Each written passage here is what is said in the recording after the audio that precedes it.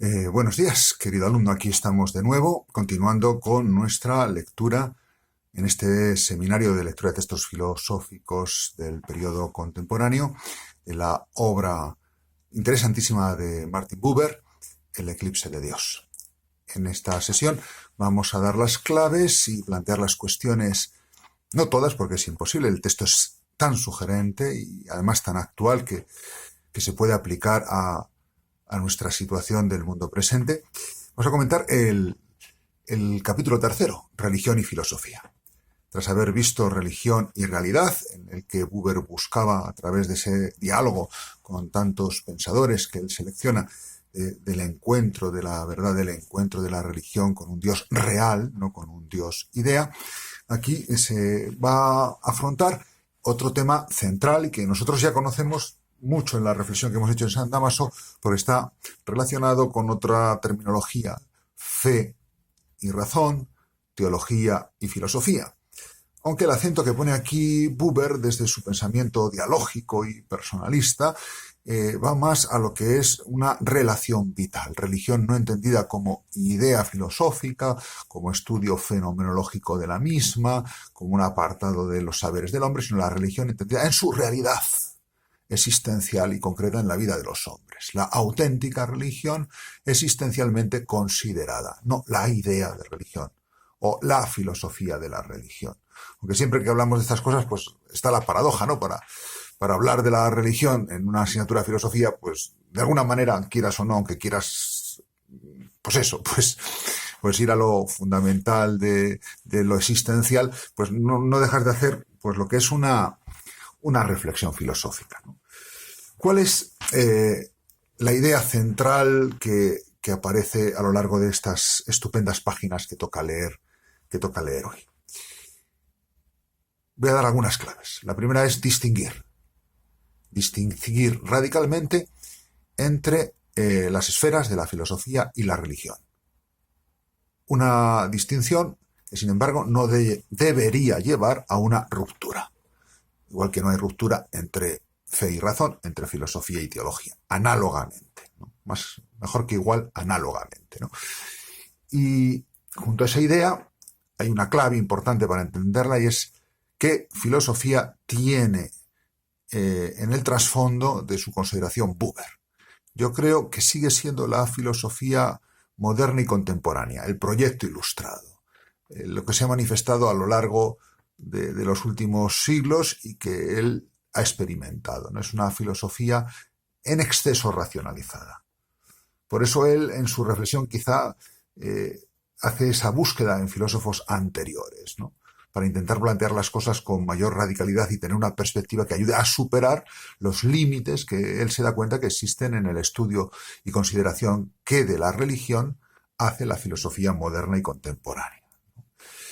Aún así, no deja de haber como cierto regusto en el que parece que Buber identifica toda la filosofía con el modo de hacer racionalista o ilustrado o moderno, el modo de hacer filosofía que tiene este periodo de la historia de manera dominante, ¿no? Bien, pues con esta clave y tras señalar el ámbito, vamos a ver qué es lo que busca, ¿no? ¿Qué es lo que busca o cuál es la tesis central de Buber en este capítulo? Pues yo creo que la tesis central es defender la religión como una realidad de encuentro existencial, como una realidad relacional, personal, frente a ciertos riesgos de ser invadida por la filosofía racionalista, digámoslo así, y al mismo tiempo que hace esto, intenta no despreciar a la filosofía, sino reconocer un papel importante. ¿Cuál sería el papel de la filosofía para Buber? Esta filosofía que ya he dicho que no es la filosofía total, sino la que él ve como tal, la filosofía más bien moderna, ¿no? Pues a pesar de que sea una filosofía moderna y criticada con tanta hondura por sus límites por parte de Buber, la filosofía tendría un papel esencial. Y es que el hombre, en su relación religiosa auténtica con Dios, se ve, ya lo vimos en el capítulo 1, se ve necesitado de utilizar imágenes y representaciones. Y las imágenes y representaciones, también con su carácter antropomórfico, le ayudan a establecer esa relación. El hombre, nosotros necesitamos la imagen, necesitamos tocar, necesitamos para la experiencia religiosa también estas formas tan carnales y tan imaginativas, ¿no? Necesitamos algún tipo de mediación, ¿no? Siempre siendo conscientes de que esa mediación es insuficiente, o sea, no abarca lo experimentado. Es como una puerta abierta hacia el Dios real, donde me encuentro con Él, pero que no es capaz de definir todo ese encuentro. Pues bien, el hecho es que esas imágenes, también las representaciones, tienen una fuerza dentro de ellas que les lleva como a pretender ser más de lo que son. Es decir, a convertirse ellas mismas en el Dios real, a suplantar al Dios real, a creerse que ellas son aquello a lo que hacen presente. Y esa tentación necesita de la purificación que viene a través de la filosofía. La filosofía, con la idea absoluta y pura de un Dios que lo trasciende todo, aunque sea un Dios concepto, un Dios idea, permite purificar a las imágenes, ayudándonos a que no se conviertan en ídolos que suplanten a Dios, ¿no? De ahí que aunque la filosofía sea insuficiente, aunque la filosofía tenga tentaciones, aunque la filosofía pueda desplazar el encuentro real y relacional con el Dios verdadero, la filosofía viene muy bien a la religión para que ésta se mantenga en ese campo que es el suyo. La ayuda, ¿no? Y aquí lo hace sobre todo al final, ¿no? Pero todo el capítulo va conduciendo como hacia ese punto, a través de un diálogo muy interesante que ahora comentaremos paso por paso, ¿no?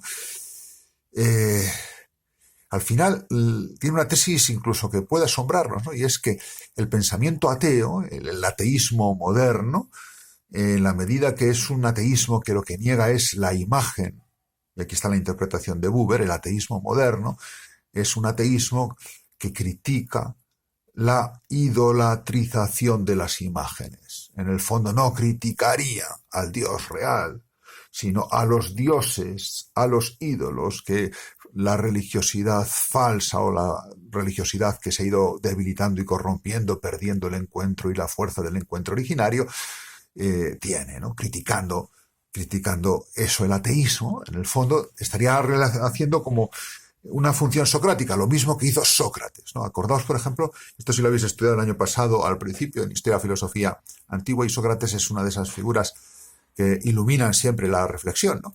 Sócrates fue acusado de asebeia, de impiedad, como de ateísmo, ¿no? Cuando su intención precisamente era, utilizando el discurso filosófico que él estaba empujando en sus inicios, lo que hace es buscar la auténtica religiosidad. Y con la razón,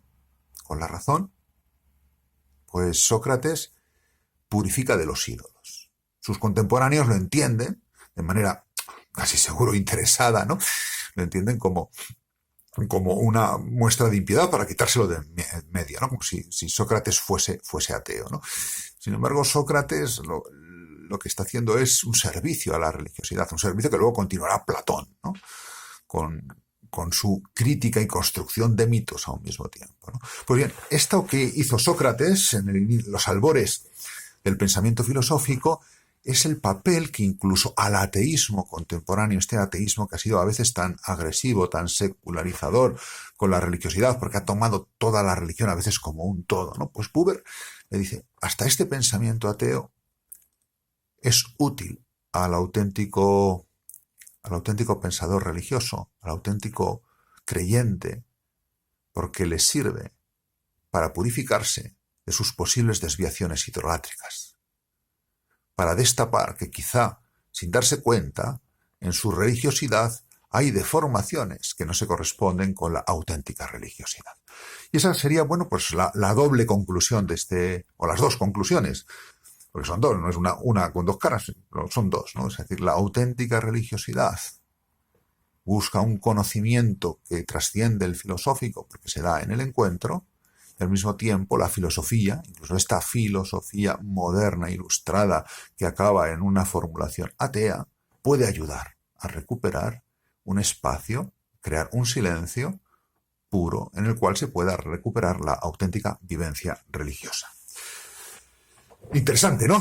Yo creo que esto, pues, así dicho, no sé, a lo mejor te suena complicado, pero es muy bonito, ¿no? Es una lectura optimista y nos sitúa, pues, ante una responsabilidad, ¿no? Y si uno mira la propia vida de las gentes y de uno mismo, se da cuenta, pues, que todos tenemos ese riesgo de idolatrizar nuestras imágenes de Dios, nuestros conceptos de Dios, de reducir la experiencia religiosa que la hemos tenido o la tenemos y recubrirla, ¿no? De manera que se tape, ¿no? Y Buber da elementos para esto, ¿no? Eso sí, mantengamos siempre ese punto crítico, ¿no? Es decir, la religión tiene un conocimiento que se articula mejor de lo que sostiene Buber, en mi opinión, con la filosofía, siempre que la filosofía no sea esa filosofía reducida de la que está aquí hablando Buber. Bueno, ¿preparado? Tras este primer esfuerzo, pues vamos a irnos metiendo en es un capítulo largo, en los 9 puntos que aborda este capítulo del libro. Señalar la distinción es la primera tarea, distinción entre religión y filosofía. Y para ello, Buber utiliza dos personajes que no dejan de sorprendernos, ¿no? Epicuro, tan conocido ya por nosotros, tanto por historia como por ética, ¿no? Y Buda, ¿no? Un filósofo, Epicuro, que da culto a los dioses. Sin embargo, les da un culto que es como un poco de teatro, porque son unos dioses que en el fondo no escuchan, para Epicuro, ¿no? Es cumplir como una especie de ritual social, una religiosidad reducida a su carcasa externa, a la cáscara, ¿no? La cáscara de la nuez. Ha perdido la nuez y queda solo la cáscara, ¿no? Y por eso, pues, es como una religiosidad no auténtica. Es más filosofía, ¿no? Más filosofía. Los dioses existirán por ahí, pero no se ocupan de mí. Y yo debo darles tal, por si acaso se enfadan, debo darles culto, por si acaso se enfadan conmigo, ¿no? Y frente a ello, esa forma que no sé cómo la habréis visto en la asignatura de fenomenología de la religión e historia de las religiones, ¿no? Esa figura tan interesante y sugestiva que es Buda, ¿no? Buda, que es el iluminado, el que ha tenido la iluminación de que lo realmente divino trasciende a los mismos dioses, ¿no? Y los mismos dioses, de alguna manera, acuden a Buda para ir a ese que es el dios de los dioses, o lo divino más bien, porque está incluso trascendiendo la forma personal, es algo impersonal, ¿no? Probablemente en fenomenología, si no lo habéis visto, lo llegaréis a ver, ¿no? Como en estas cosas, pues, Buda, por lo impersonal, se le niega normalmente el carácter de ser una auténtica religión, ¿no? Ser más bien una especie de filosofía, porque se pierde el Dios personal. Sin embargo, la lectura que hace aquí Buber, frente a ese Epicuro para quien existen dioses, seres inmortales y perfectos que habitan los espacios extendidos entre los mundos, pero que carecen de poder sobre el mundo y de interés en él, ¿no?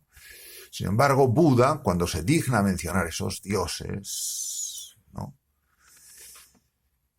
los supera, ¿no? Porque ellos mismos están sujetos, esos diosecillos falsos, a la rueda de los nacimientos, ¿no? Buda, ¿no?, es el que, según Buber, ¿no?, realmente,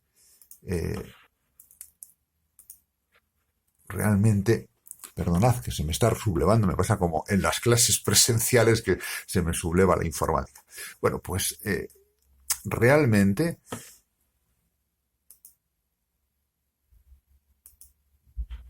ya está solucionado. Realmente para Buber, en Buda, que aparentemente es más filosófico, habría, sin embargo, ¿no?, una auténtica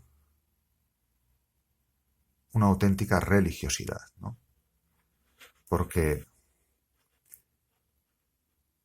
Buda conoce genuinamente lo divino, lo no nacido. Y, a pesar de ello, a pesar de que sea algo que no puedo hablar de ello, se siente unido a él con todo su ser. Es algo vital. Luego, en lo que aparentemente más filosófico, más impersonal, sin embargo, late, está escondida una auténtica experiencia, una inequívoca realidad religiosa. Bien, así se distingue, ¿no?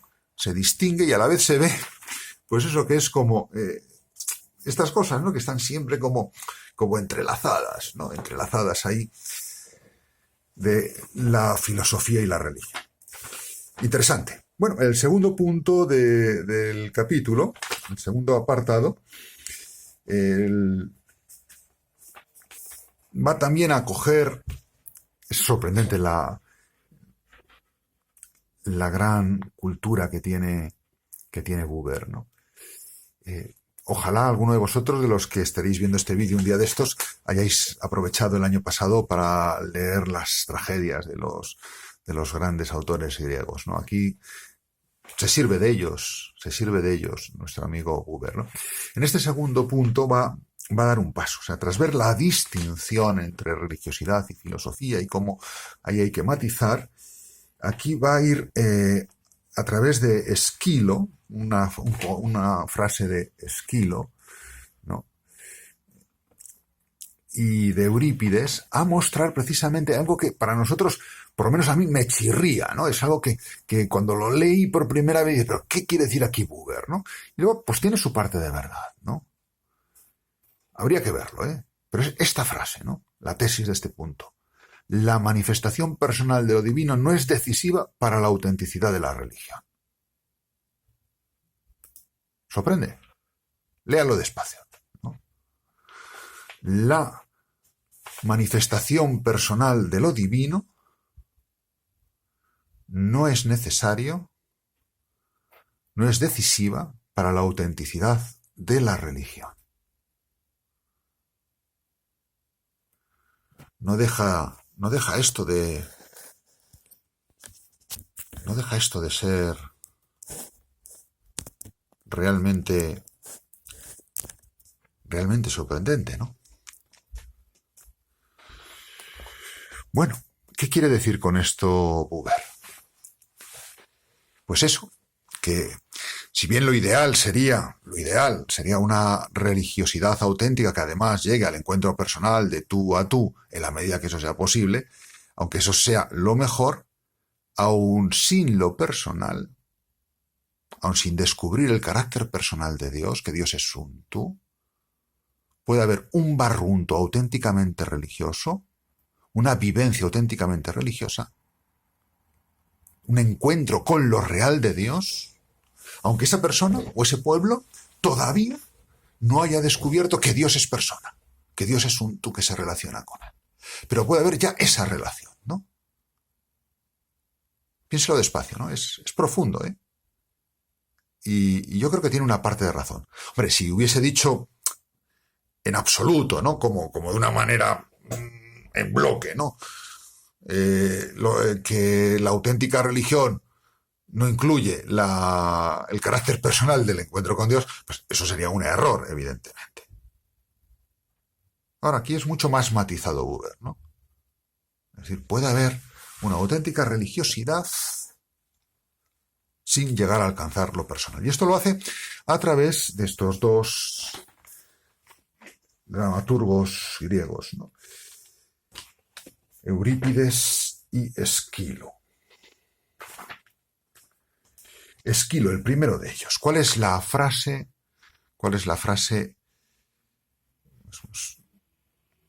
Bueno, la tesis se puede expresar también con estas otras expresiones, ¿no? No es necesario conocer algo de Dios para creer realmente en Él. Un ejemplo de la experiencia popular, ¿no? Y a lo mejor ha sido experiencia nuestra en nuestra vida, ¿no?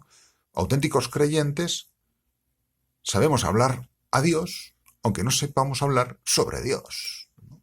Quizá esto lo pueda empalmar alguien con esas falsas críticas que se hace a veces a las devociones populares, a la piedad popular y sus manifestaciones, ¿no? Pues mira, hay gente que tiene una auténtica experiencia religiosa de Dios y que no sabe decirla, expresarla, no sabe contarla con un lenguaje adecuado, no sabe hablar sobre Dios, pero él sí que habla a Dios cuando está delante de su Cristo, de su Virgen. No lo sabe, pero sabe que está realmente ahí, ¿no? Porque ahí está realmente presente, ¿no? La realidad de Dios. Está realmente presente, ¿no? Bien, pues la frase de Esquilo, en el Agamenón hay un coro en que dice esta: Zeus, quien quiera sea, si le place así ser llamado, con este nombre le invoco, ¿no? Bien, pues aquí hay como una petición de respeto. Zeus, déjate llamar, porque no sé cómo llamarte, el nombre es insuficiente. Hay un aparente agnosticismo. Quien quiera que sea, quién eres, pues no lo sé, y no sé siquiera quién eres, ¿no? Pero hay lo más importante, esto: invocación. No sé si ese nombre es el tuyo, ojalá te dejes llamar por ese nombre. Sé que lo trasciendes y a lo mejor ni siquiera sé quién eres, pero yo te invoco. Yo te invoco, ¿no? Por eso para Esquilo, en el Agamenón, en esta invocación del coro, hay auténtica experiencia religiosa. Sin embargo, no pasa lo mismo en las Troyanas de Eurípides, cuando la reina invoca a Zeus con unas palabras muy parecidas, pero que son distintas. ¿Cuáles son estas palabras? Pues estas que aparecen aquí, ¿no? Quien quiera tú seas más allá del poder de nuestra pobre mente, ya Zeus, ya destino o espíritu de los hombres, a ti te imploro. ¿Qué ha detectado aquí? La verdad es que es genial Buber cuando elige estas dos citas, ¿eh? La verdad es que da envidia a gente así que maneja estas cosas tan estupendamente, ¿no? ¿Cuál es la clave? En el nombre. La clave está en el nombre, ¿no? Que hace que la invocación o la imploración sea un poco falsa, de teatrillo, ¿no? Porque ya no hay trascendencia. En Esquilo había trascendencia y había invocación, había oración, había encuentro. Aquí ya hay inmanencia, ¿no? Es el espíritu de los hombres. Zeus o el destino o el espíritu de los hombres. Algo inmanente, algo que no me trasciende. Ya el hombre no está hablando aquí con lo divino, no hay encuentro, no hay relación, está en el fondo encerrado en sí mismo. La reina no está teniendo una auténtica religiosidad. Y eso refleja un poco pues lo que es el corazón de Eurípides y quizá también el corazón de la sociedad o el ambiente en que se movía cada uno de ellos, ¿no? Bien, pues ¿qué es lo que pone de relieve esto, ¿no? Pues el carácter, ¿no? También entre lo filosófico y la auténtica religiosidad de algo que escapa a nuestra capacidad de conocimiento, de dominio, de ideas. La auténtica religión toca lo trascendente. Toca lo trascendente. No es simplemente un pensamiento inmanente, como las filosofías que veíamos en el capítulo anterior, como la de Hegel, ¿no? La de Hegel, en que todo quedaba reducido, todo, al final, todo pues era inmanencia, ¿no? Concluye este apartado mostrando cómo, lo hace también de una manera muy, muy bonita, Buber, ¿no? Con el recurso a la comparación entre Protágoras, el relativista, que como relativista ha relativizado lo divino y lo ha puesto en el fondo bajo el dominio de la inmanencia, ¿no? Y Heráclito, ¿no? Con esas frases misteriosas que tenía. Aquí también hay dioses, ¿no? Es la frase de Heráclito, ¿no? Aquí también hay dioses, ¿no? Es decir, aún en lo inmanente, aún en las cosas que yo veo, puedo descubrir lo trascendente. Hay dioses, ¿no? La auténtica religiosidad permite descubrir, no aleja del mundo, sino que sumerge dentro del mundo a descubrir la trascendencia, ¿no? Es lo que los ojos del pensador Heráclito serían capaces de descubrir, a diferencia de el relativista Protágoras tan moderno, por otro lado, ¿no? Que se ha cerrado, ¿no? ¿Se ha cerrado a qué? Se ha cerrado a esa expresión que está utilizando de una manera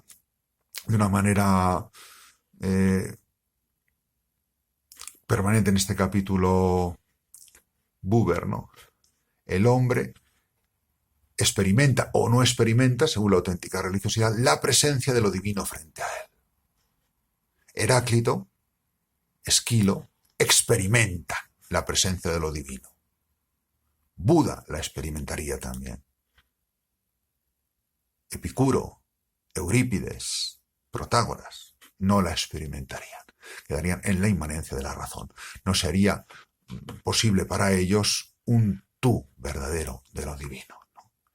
Bien, bonito, yo creo que es bonito, ¿no? Un poco difícil, sobre todo porque es un lenguaje que a lo mejor nos cuesta, pero léalo despacio y métase ahí, que seguro que le dan ideas y le abre el apetito de leer a los griegos, a las tragedias griegas, ¿no? Que tanto nos hablan de Dios y del hombre y del misterio del hombre, ¿no?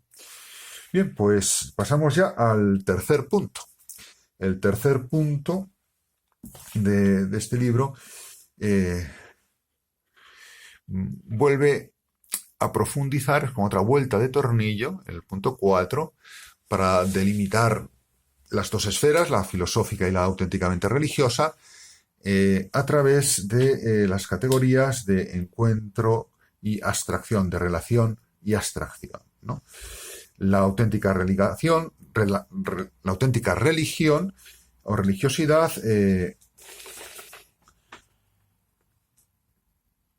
se basa en una relación, y como se basa en una relación, se transcribe en términos de yo-tú, en términos interpersonales, aunque se pueda dar la paradoja, ¿no? Se puede dar la paradoja de que la religión llegue a ser eso, pues una religión de un Dios que es más que personal, que trasciende lo personal, que es en ese sentido trascendente impersonal, un poco en el sentido que Buber le reconoce a Buda, ¿no?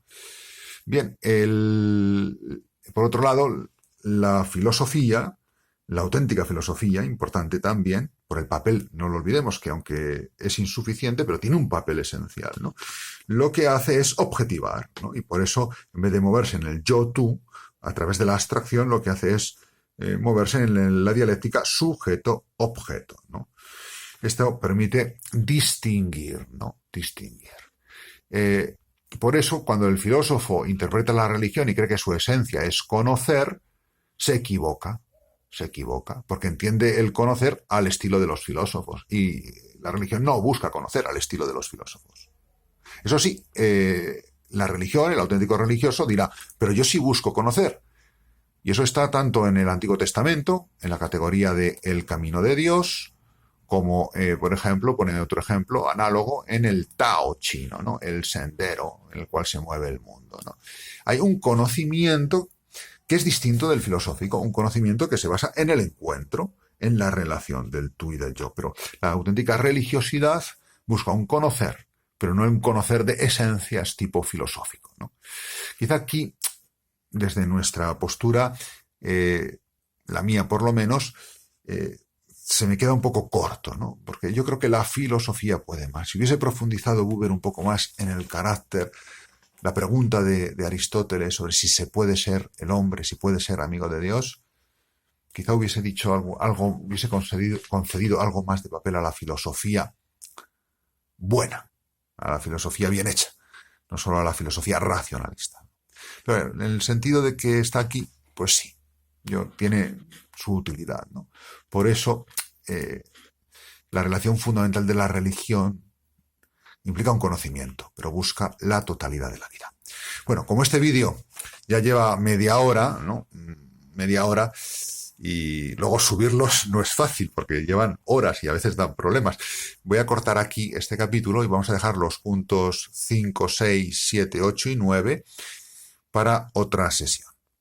Muchas gracias por su atención y lea el libro que merece la pena.